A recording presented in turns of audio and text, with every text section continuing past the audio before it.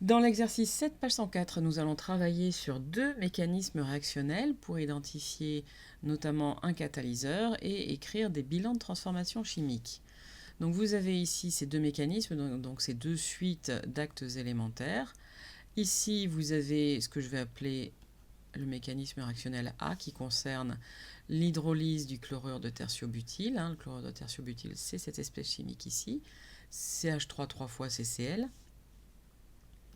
Et nous avons le mécanisme que je vais appeler mécanisme B, qui est la décomposition du peroxyde d'hydrogène. Alors, peroxyde d'hydrogène, c'est H2O2 ici. Dans la première question, on me demande donc lequel de ces mécanismes réactionnels les ions hydrogène H+ sont catalyseurs. Pour répondre à cette question, je vais chercher le mécanisme réactionnel dans lequel les ions H+ sont consommés à un moment, puis régénérés à un moment ultérieur. En général, consommés au début, régénérés à la fin, ça dépend des cas. Si je regarde dans le mécanisme A, le premier, l'hydrolyse du chlorure de tertiobutyle, H+, je ne le vois qu'une fois ici.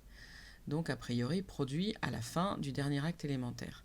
Alors que dans le mécanisme B, je constate que les ions H+ hydrogène sont consommés sur le premier acte élémentaire et ils sont ensuite régénérés sur le dernier acte. Donc dans le mécanisme A, les ions H+ sont simplement produits de la transformation chimique, alors que dans le mécanisme B, la décomposition du peroxyde d'hydrogène, ils sont bien catalyseurs.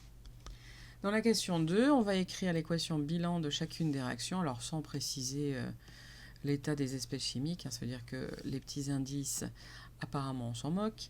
On va commencer par le mécanisme A, donc la technique que j'utiliserai, c'est d'aller additionner tous les réactifs d'un côté de la flèche et tous les produits de l'autre côté de la flèche avant de faire les simplifications qui s'imposent. Pour le mécanisme A, ça va donc nous donner, premier réactif, c'est CH3 3 fois CCl, lui c'est le chlorure de tertiobutyle, plus sur le deuxième acte, CH3 3 fois C+, plus H2O, plus sur le troisième acte élémentaire, CH3 3 fois CO, H2+.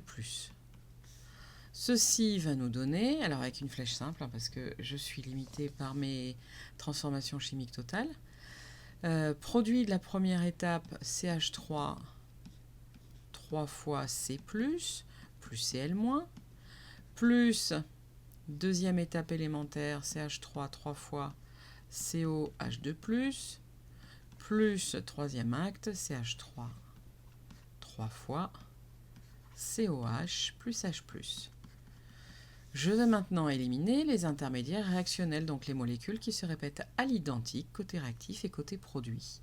J'en identifie un premier ici, CH3 3 fois C+,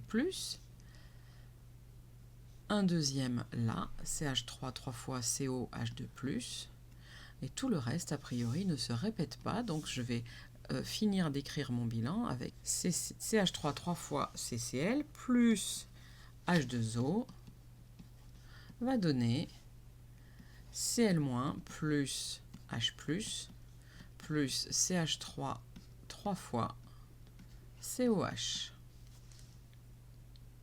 On va maintenant faire exactement la même chose avec le mécanisme B.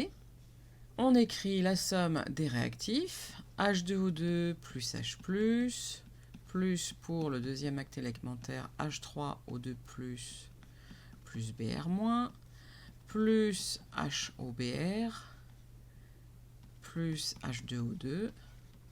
Donc là, j'ai fait la somme de tous les réactifs. Je vais additionner tous les produits.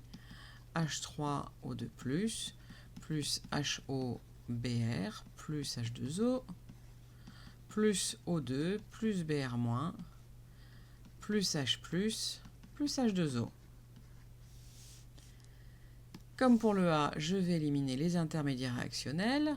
Je reconnais ici un premier intermédiaire H3O2+, un deuxième ici avec l'ion bromure Br-, un troisième avec HOBr. Pour les intermédiaires, on dirait qu'on a fait le tour. On va également éliminer le catalyseur parce qu'il a été régénéré. Et je vais écrire, je vais rassembler maintenant mon bilan. Je vois qu'ici, j'ai 2 fois H2O2, donc ça va me donner 2 H2O2. Donne, ici, j'ai une première fois H2O, une deuxième. 2H2O plus O2. Et voilà pour mon deuxième bilan.